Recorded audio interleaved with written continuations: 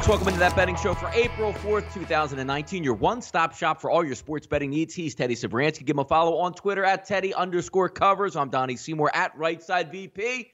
Welcome into today, Teddy, the NIT Final in the Garden. The NBA teams looking like they can't wait to cross the finish line and get to the playoffs or take their golf bags out and go golfing. Let's go to hot topics of the day right now. Even Coach Pop, Teddy, he's done with it. He lasts just over 1 minute for getting tossed. In actually 63 seconds exactly into the Nuggets and Spurs games. Nuggets now move to within 1.5 games back of the top-seeded Warriors, and the Spurs currently set a half game back of the number 7 seed Oklahoma City Thunder. Teddy, I watched last night with my Philadelphia 76ers. They didn't give a damn about the Atlanta Hawks game, and now they got another game tonight. The NBA, too long or what, Teddy?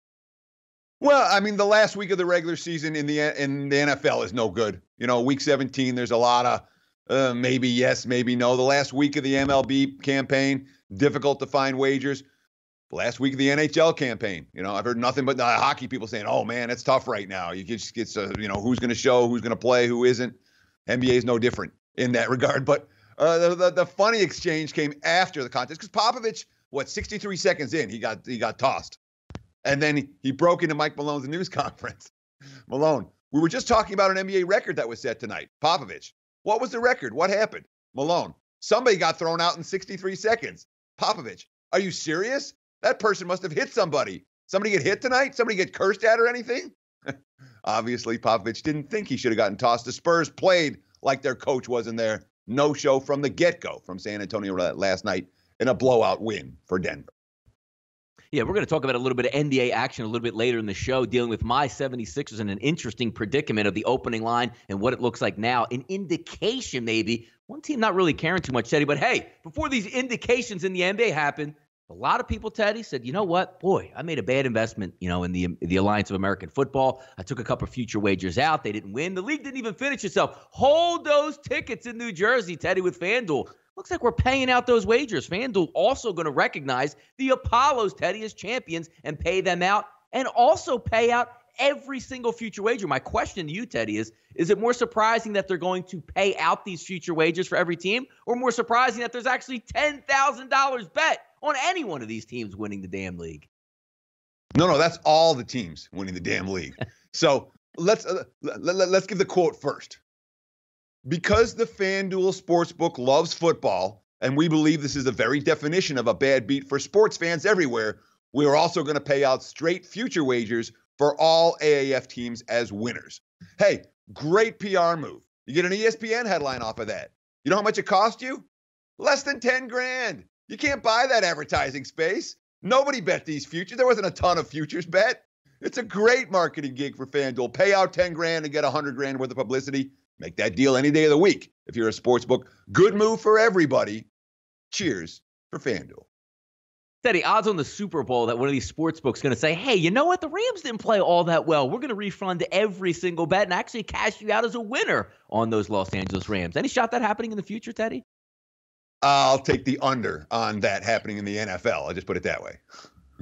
No, it's always interesting. Really, we got a good laugh with the over on when it happens in the NFL might be the better way to put it. No, it's not happening in the NFL or Major League Baseball. We had to give back $6.8 million in wages, but hey, it's all for the good of graces. No, you're right. The $10,000, they did pay it off cheap, and also you did see that on ESPN. There's some interesting stuff going on. Major League Baseball last night, Teddy, if you were up around on the late night, which I know Teddy was there on the West Coast, but on the East Coast, I was tucked comfortably in the bed and sleeping, but some teams made some comebacks, Teddy. Red Sox scored six unanswered runs to upend the Oakland Athletics. And if you're watching the Dodgers as well, closing at minus 190, leading a late surge, not only winning the money line, Teddy, but also cashing the run line late as well. Yeah, and we talked about Dodgers-Giants yesterday and how the early money came in on San Fran. No. L.A. shouldn't be laying this type of price, and they probably shouldn't have, but the Giants stink, and the Giants bullpen got hammered last night. And lo and behold, the markets, the early money, got that one wrong with the money on the dog, even though it was, in theory, right, because San Fran was in the game. As for the Red Sox, I mean, the Red Sox weren't going to play 200-level baseball forever. The bullpen's been there. The lineup wasn't hitting. Well, they finally got off the schneid last night against Oakland. I wouldn't be surprised if they make it two in a row with an early start game against the A's today.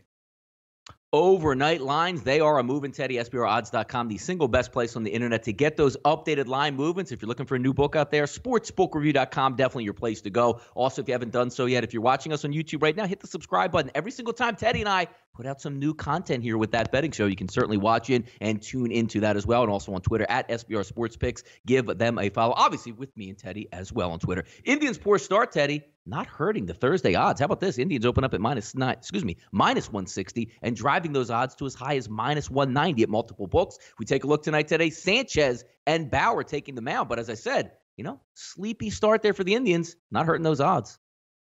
No, I mean, a very sleepy start for the Indians. Make no mistake about it. Trevor Bauer is a wise guy. There's a love fest between wise guys and Trevor Bauer. His advanced metric stats are through the roof. The strikeouts per 9, the hits from walks per 9, the xFIP, everything points towards Trevor Bauer as being the ace among aces. And what do you have? 1 hit in 7 innings in his debut. Certainly looked pretty good from the get-go for Cleveland. So I'm not surprised at all to see a big move towards the Indians with Trevor Bauer on the hill. He's the type of pitcher that attracts a lot of wise guy attention. Teddy, there was a movie that came out called The Dark Knight Rises, but not in this case today. The Dark Knight lowers in his line. Chris opened up at about a minus 150 as a favorite for the Los Angeles Angels. Now sitting around that 135 range, total of 8.5. It's going to be Volquez and Harvey on the mound. Yeah, I'm not surprised money's coming against the Angels. They can't hit. I mean, they're hitting 178 as a team so far. They have a 240 on-base percentage. They scored 6 runs in their 1 win. In every other game, their 5 other games, they've scored 7. So it's not like LA has hit the ball at all. 1 home run on the season. Cole Calhoun. We haven't seen Trout or Pujols go yard yet. Brad Osmus, the manager. If this happens in July, it's more of a little blip on the radar. I don't get too caught up in it when it happens. You want to win every game, but there is certainly time to right the ship.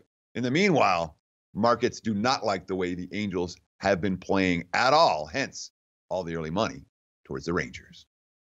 Teddy, teams like the Yankees early in the season can always use the theory, it's not a hidden weather yet, guys. Just wait. Our bats will wake up when the temperature rises. Not really good looking Los Angeles if you're saying it's not hitting weather just yet. Better get out of your way because there's a lot of money invested in that center fielder out there that you're looking to build around that baseball club. Not looking good early. High line tonight, Teddy, in basketball in the CIT. Now, over the past, week and a half, we've seen some, exorbitant lines over 155, over 160, over 170. And it doesn't seem to be that these teams are getting to the finish line and cashing these overs. We look at another one tonight. Offshore markets high as 171 on the total as they open up in the CIT. Wisconsin, Green Bay versus Marshall. 2 teams up tempo.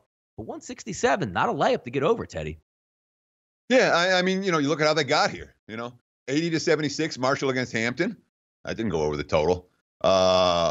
Green Bay did go over the total against Texas Southern, 87-86, 2 tight games coming right down to the wire. So we look at this point spread, you're like, that's not the way this tournament has been playing out. Now, Marshall's one of these teams, they started their season in August. They had an exhibition trip to the Bahamas. So these guys have been together a long time as a squad. But in terms of how much they're actually going to know about Green Bay, they're like, after the game, they're like, we want to watch some tape of these guys. Put together a plan in practice, refine it in the Thursday shoot-around. We're not talking about a Marshall team that's played any defense at any point this season. So I'm not shocked at all to see a high total to begin with.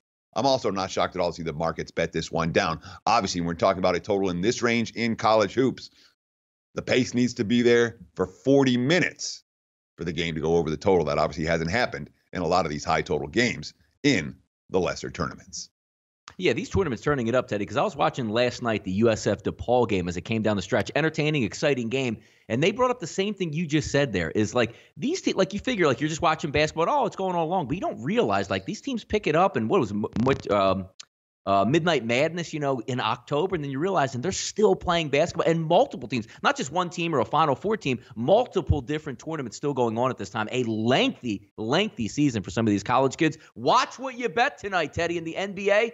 I had a little bit of a bone to pick with my Sixers because it's not so easy, Teddy. Just flip that switch back on and say, yup, we're ready for the playoffs. Last night, another effort to be questioned by my Philadelphia 76ers. Let's not talk about it's a one-night thing. 2 weeks ago, or a week and a half ago, Teddy, they lost to Atlanta. They went on the road. They lost to the Mavericks. They lost to Atlanta again last night. Line opens up at a New Jersey Sportsbook at DraftKings today at 2.5 the Sixers getting points. Sort of raised my eyebrow a little bit. And then I see the updated lines from multiple books. Sixers +5 at home tonight. What's going on with the Sixers, Teddy? We don't know who's going to play is what's going on. The markets are concerned Jimmy Butler's not going to play tonight. They're concerned that Joel Embiid is not going to play tonight. And for Milwaukee, while they still have a number of key guys out, Brogdon, Gasol, et cetera, DiVincenzo, Mirotic, who's I thought would be an impact player for them after they picked him up at the trade deadline. They still got a bunch of guys out, but Chris Middleton's supposed to play tonight, and Giannis is supposed to play tonight. He declared himself 100% after going for 28-11 in the win over the Nets earlier in the week. Obviously an MVP candidate, and a team in Milwaukee that still needs one more win to clinch the number 1 seed in the East. So from all indications, the Bucks are coming to play tonight. The markets are not convinced that the Sixers are coming to play tonight. Jimmy Butler, he played yesterday. He missed a couple of games with back tightness, but will he play tonight? We don't know. Embiid, very questionable. 4 starters played 34 minutes plus in Atlanta last night. And as you mentioned, it wasn't an intense effort for the 76ers. They certainly have a better game in them. They covered their only previous try as a home dog this season, albeit a little bit of a lucky cover in that one. But I can understand why the Bucks are road chalk here. Milwaukee's a class between these two teams right now, and the Bucks, from all indications, are coming to play against a Sixers squad that didn't show last night and is on the second of back-to-backs. Yeah, it should be. I'm going to be interested to watch this game to see how they come out, because the one thing that you look at with NBA teams, Teddy, it's one thing that if you go on the road, you lose to bad teams, but it's another one when you're just going out on the road and playing matador defense, giving up 120, 125, 130 against inferior opponents. We'll see if they can rebound tonight, but you're right with the load management for Joel Embiid. He's expected to be back, but not sure if he's coming back. But I also heard, pundits last night, Sixers are locked into the 3 seed. And you look, there's 4 games left. They have a 2-game lead above the Celtics and also the Indiana Pacers. But if you mess around, Teddy, you might get knocked out of those. So we'll see what happens there with the Philadelphia 76ers tonight versus the Milwaukee Bucks. Heading over out west, Eddie, your neck of the woods. Warriors looking to lock down the number 1 seed out west. Warriors and Lakers at the beginning of the season.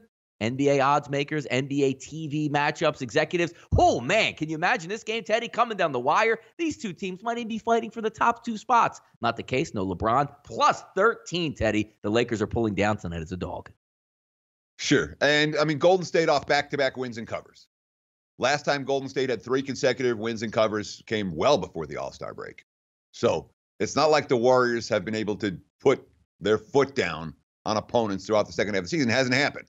And, of course, the markets have already devalued the Lakers, and understandably so. Without LeBron, it's been a disappointing season. It's been a campaign that has had an enormous number of distractions, and the coaching distraction. There's still, like, Juwan Howard's name is the one I heard today, who's going to replace Luke Walton. But it certainly appears like Luke Walton is coaching his last few games with L.A. There were no shows in Oklahoma City the other night, and certainly the market's not expecting them to bring their A game against Golden State tonight. But again, if you're looking for the Warriors, hey, is that flip switch? Flip the switch, all of that. We haven't seen any point over the second half of the campaign that Golden State has strung together 3 good games in a row, 3 wins and covers in a row. They do it tonight. It'll be the first time, which they might be able to do. But, difficult for me to get involved in this one. I don't trust either team to take care of business. No, and instead of playing on the court tonight and resting up, Teddy, LeBron's going to be over probably, on the Warner Brothers lot for Space Jam 2 coming up. So he's got a busy summer of non-basketball ahead of him. And if you're from an L.A. perspective or a fan of that, you say, you know what? After the season didn't go over so well, get back on the court and try to help us out next year. Teddy, Cubs, look to salvage a game in Atlanta. We talked about it yesterday. Whoo, take a deep breath, Cubs. 6 errors. You take the day off, you come back, looking like they were heading to a victory and snatched away late in the game. Atlanta wins another game. Cubs floundering as John Lester can't even rescue him yesterday, Teddy. Yeah, Sidgwick comes in the 8th, and he walks the bases loaded, and then Rosario gives the 3-run double, and bye-bye, Chicago. So much for your bounce-back effort after the debacle on Monday. And this Atlanta team, they had a rough series in Philly to open. You like the quote from Brian Snitker, quote, "These guys never quit. It's what they're all about. They're never out of a game. They showed patience, had some really good at-bats, and put together a big inning to win the ball game." Darvish, it's hard for me to trust you, Darvish, right now. I'll be flat out. He was. How much are they paying him? They're paying him a whole lot of money. He wasn't good last year, obviously. Yeah.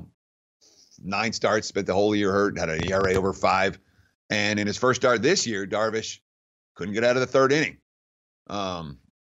Struggling with his command. What do you have? 7 walks in 2 2/3. His only previous start against the Braves, he gave up 6 runs. Hard for me to trust you, Darvish, in a game where the Cubs are priced like this. They're not big dogs. Darvish got to be a dog right now. He is no ace, and the Cubs certainly not playing very good baseball.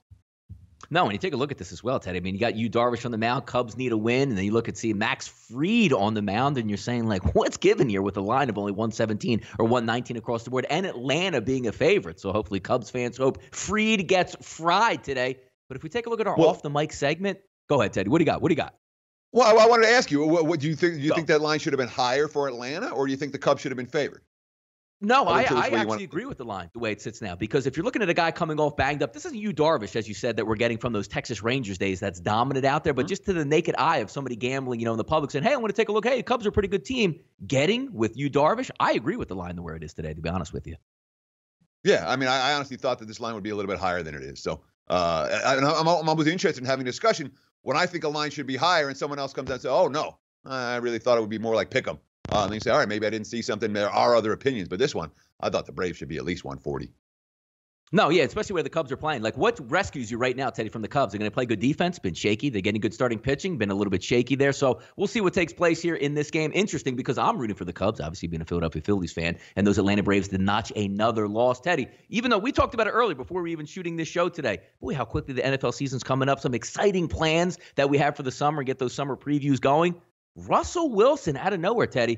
April 15th or nothing, or I'm not talking to you, which is really kind of interesting because if anybody has followed me over Twitter or talked or seen me talk NFL, I've always said, Teddy, Russell Wilson is worth his weight in gold to the Seattle Seahawks. It's almost like no matter what you have to pay him, it's not even enough for how much he's done over the years. But now coming up with some interesting demands, he wants to be paid before the season starts so he doesn't have to answer any questions. But let's not forget in the NFL, unless he's willing to sit out and a ton of money, because, I mean, if we're looking at a franchise tag at the end of the season, Teddy, what's that going to be up to? 26, 27, $28 million.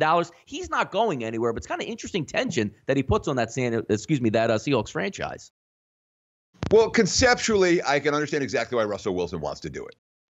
If I'm the face of the franchise, prove it. I've been the face of your franchise. I'm going to be the face of the franchise moving forward, prove it.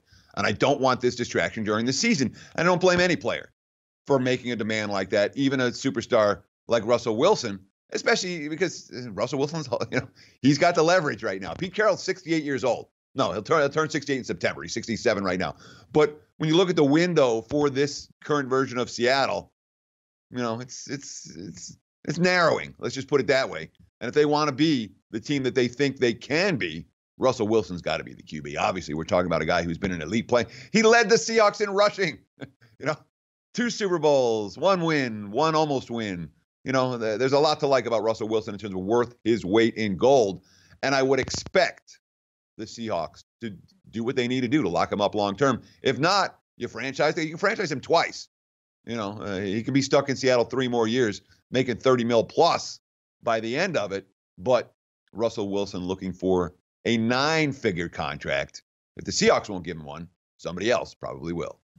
No, certainly will. I mean, obviously, quarterbacks, when they come up in free agency, the next contract, it's always going to be higher than the next one. But I always take a look, Teddy, when you look at the Green Bay Packers, without an Aaron Rodgers, how defunct they look. Can you imagine, Teddy, the Seattle Seahawks without Russell Wilson heading into the season, or he sits out, or I want to be treated differently, or gone? He is the Seattle franchise to me. If we take a look at the odds, 8.5 is a team total for the season for 2019, and a 25-1 odds to win the Super Bowl ticket. I've always liked Russell Wilson. I like the way he operates. And how many times, Teddy, as we as gamblers have you bet against the Seattle Seahawks and go, my goodness, Russell Wilson did it again. What's going on out there? Yeah, I mean, you can go back to his tenure, and I remember specifically his senior year at Wisconsin, where Russell Wilson, exceeded every expectation I had, and then went on to the NFL and did the same thing again. And it's like, all right, the little quarterbacks can't do it. Well, this little quarterback can. All that being said, if you're Seattle, you got to pay this guy a whole bunch of money look, it's a mediocre team. They're lined 8.5 or 25-1 to win the Super Bowl. They're not on the cusp of a Super Bowl season. Maybe you sign him and trade him and they'll work on the rebuild if that's the goal. If you want to be competitive, maybe make the playoffs. Absolutely. But you say, well, what can the Seahawks do without Russell Wilson? Maybe they can find another quarterback in the third round and do it all over again. Finding another partner here, Teddy, on that betting show, I can't imagine doing that. And I can't imagine Seattle actually losing Russell Wilson. Thanks for tuning into that betting show. April 4th, 2019, your one-stop shop for all your sports betting needs. He's Teddy Sabransky. Once again, give him a follow on Twitter at Teddy_covers. I'm Donnie Seymour at Right Side VP. We'll be back tomorrow, one step closer, and we'll preview the Final Four taking place this weekend. Have a good day, cash your tickets, and good luck.